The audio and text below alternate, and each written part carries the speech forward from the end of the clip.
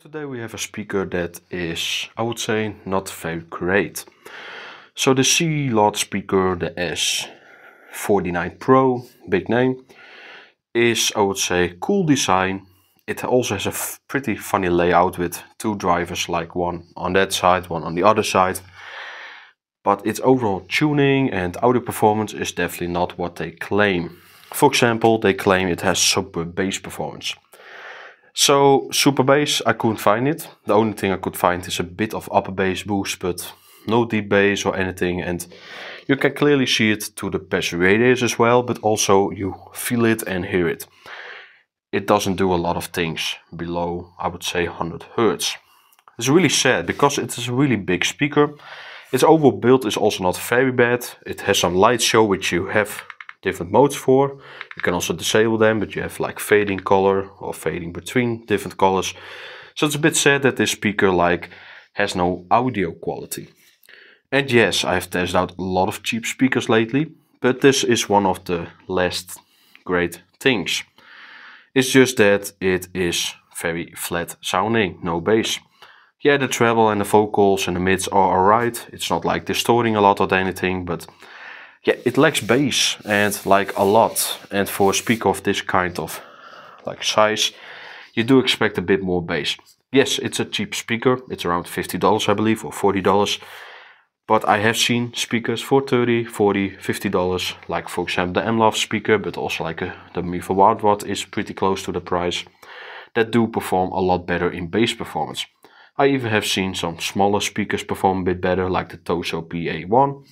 So this speaker is just a speaker of waste. But I decided to test it because I see a lot of creators, a lot of reviewers skipping this kind of brands. And the main reason is, yeah, I'm not going to test out crap.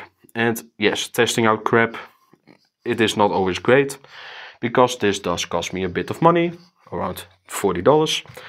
But at least I tested out this brand now, the C-Lot brand. And they do have bigger speakers that cost also a lot more.